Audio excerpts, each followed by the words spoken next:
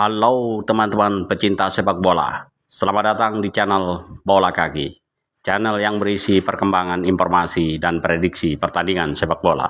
Assalamualaikum warahmatullahi wabarakatuh, salam olahraga, salam sepak bola. Teman-teman, kembali dengan saya di channel Bola Kaki. Bagaimana kabarnya hari ini? Saya berharap teman-teman semuanya, para subscriber, pecinta Timnas Indonesia, dimanapun teman-teman berada, selalu dalam keadaan sehat dan melakukan aktivitas bagaimana mestinya, dalam keadaan bahagia dan dapat berkumpul bersama keluarga. Belum lanjut teman-teman, saya ucapkan terima kasih terlebih dahulu kepada semuanya, teman-teman yang sudah menonton video saya, memberikan dukungan berupa like serta subscribe. Jangan lupa ikuti terus informasi dari saya. Insya Allah ini bukan berita hoak dan dapat dipercaya. Saya berharap hal ini benar adanya. Baik teman-teman, hari ini saya akan berikan informasi yang belakangan ini begitu ramai. Kurang lebih mungkin 1 hari tentang pemain-pemain diaspora sebagai warga negara dan juga ingin memberikan pemikiran sumbangsih tentang Timnas Indonesia. Baik teman-teman, sebelum itu saya akan berikan informasi tentang pemain yang sebelum Indonesia berlaga tanggal 10 September lalu melawan Australia datang dan bersalaman dengan Bapak Ketua Umum Erick Thohir. Kemudian besoknya ikut latihan, diperkenalkan oleh pelatih Sintayong bahwa 2 orang pemain ini akan segera bergabung dengan Timnas Indonesia, memperkuat kedalaman skuad pasukan Sintayong. Dia adalah Miss Hilgers dan Iliano Reinders. Teman-teman, informasi yang kita dapat bahwa 2 pemain ini memang tidak dapat menonton karena memang harus segera kembali ke Belanda untuk menjalani membela klubnya masing-masing. Dalam proses ini, proses kepindahan kewarganegaraan 2 orang pemain ini yang memilih Timnas Indonesia atau memilih menjadi warga negara Indonesia sudah diproses, teman-teman. Kita tahu bersama bahwa itu dimulai dengan proses pemeriksaan berkas, pengumpulan berkas di Kemenpora, kemudian diproses di Kementerian Hukum dan HAM.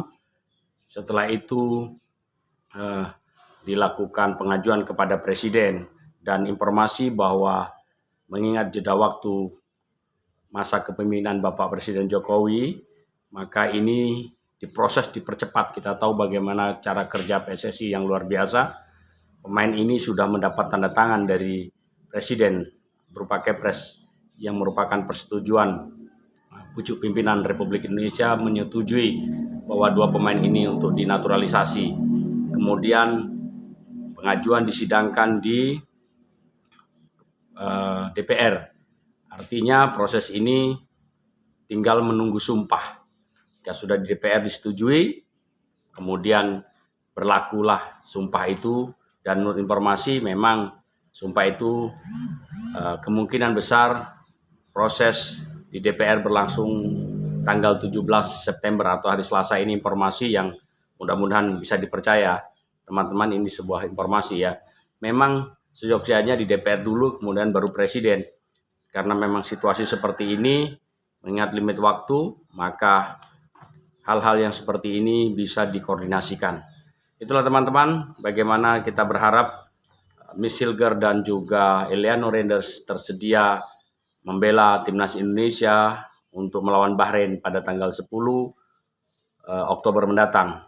Tentu setelah disumpah akan terjadi proses pemindahan dari KNVB Belanda menuju PSSI. Dan jika itu sudah selesai dalam beberapa minggu ke depan atau beberapa pekan ke depan, insya Allah kedua pemain ini yang berposisi sebagai back dan gelandang sudah dapat memperkuat Timnas Indonesia. Itulah teman-teman untuk satu berita tentang 2 pemain yang insya Allah segera bergabung dengan Timnas Indonesia, memperkuat kedalaman skuad pasukan Sintayong.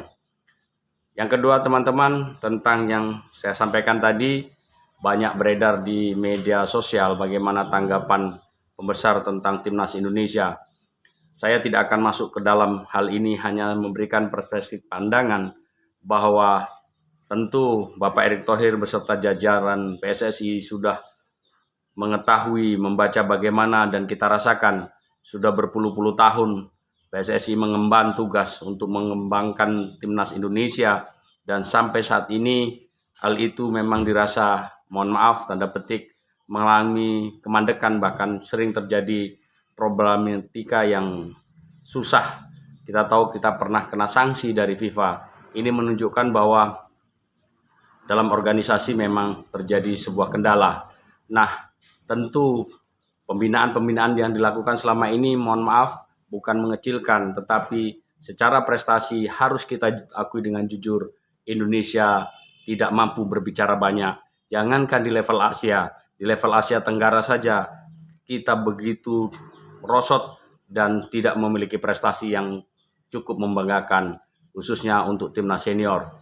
Nah, di celah-celah seperti ini, dengan Bapak Ketua Umum yang baru, Bapak Erick Thohir, melihat bagaimana adanya pemain-pemain berketurunan Indonesia, itulah kenapa syarat untuk dinaturalisasi paling tidak ada 2 tingkat, dari orang tua sampai kakek, bahwa menunjukkan PSSI ingin merekrut pemain yang memang berdarah Indonesia. Ini sebuah keputusan yang luar biasa. Mereka adalah warga negara Indonesia, memiliki hak yang sama seperti kita, memperjuangkan, membela jiwa nasionalisme. Mereka bahu-membahu. Kita lihat bagaimana cara berjuangnya Sandy Walsh, bagaimana cara berjuangnya Justin Hubner. Mereka begitu mencintai Indonesia. Lalu kalau hal seperti ini dipermasalahkan, ini tentu menurut saya sangatlah lucu. Artinya berjuang membela timnas Indonesia dari awal, berdarah Indonesia, hanya karena berketurunan dengan, mohon maaf, berbeda dengan kita, karena memang masing-masing benua memiliki karakteristik yang diberikan oleh Tuhan itu berbeda-beda, tetapi kecintaan terhadap bangsa Indonesia jangan pernah diragukan. Mereka adalah orang-orang yang siap berjuang membawa nama Indonesia. Jika ini, dan mereka punya kemampuan, mereka diakui di Eropa, mereka diakui oleh dunia bahwa mereka adalah pemain yang berkualitas. Mereka ingin memberikan sesuatu kepada Indonesia, tentu dengan hasil lobby-lobby dari PSSI. Jika ini terjadi, bukan berarti mengesampingkan pemain lokal, kemudian tidak memberikan pembinaan. Bukankah hal ini sudah dilakukan? Memang butuh waktu. Butuh waktu, sesuatu itu butuh waktu yang bukan sebuah sulapan, bim salabim kemudian jadi. Bukan hal yang seperti itu. Tentu target-target yang sudah disampaikan oleh PSSI melalui mungkin Bapak Jubirnya Arya Sunilingga, kemudian beberapa pengurus teras PSSI memberikan pandangan, kita sama-sama mencintai timnas Indonesia. Jika celah mengangkat nama Indonesia itu ada melalui mereka, kenapa tidak kita manfaatkan? Di samping kita melakukan pembinaan dan dari bawah, agar ketika ini kemudian berjalan, pembinaan usia muda mencapai pada puncaknya. Kita tahu di pembinaan usia muda, pelatih Coach Nova Arianto sudah melakukan bagaimana memberikan harapan-harapan progres yang mungkin selama ini, mohon maaf, sangat tidak dirasakan. Baru hal yang beberapa tahun ini, kecintaan timnas terhadap timnas begitu besar. Kita lihat tiket yang dijual melawan Australia sold out, habis. Di mana-mana menggema kecintaan terhadap timnas Indonesia. Pemain-pemain begitu dicintai. Sebagai pencinta sepak bola, tentu jika negara-negara besar bermain selevel Eropa, Italia, Inggris bermain, kita suka, kita mencintai, kita senang. Lalu kenapa kalau milik bangsa sendiri kita tidak mencintai? Tentu hal ini sangatlah, menurut saya, tanda petik, kita harus bisa berlapang dada dan melihat, memberikan kepercayaan kepada PSSI bagaimana melakukan hal-hal yang bisa mengangkat nama bangsa. Seraya kita memperbaiki pembinaan dengan sistematis dan terukur.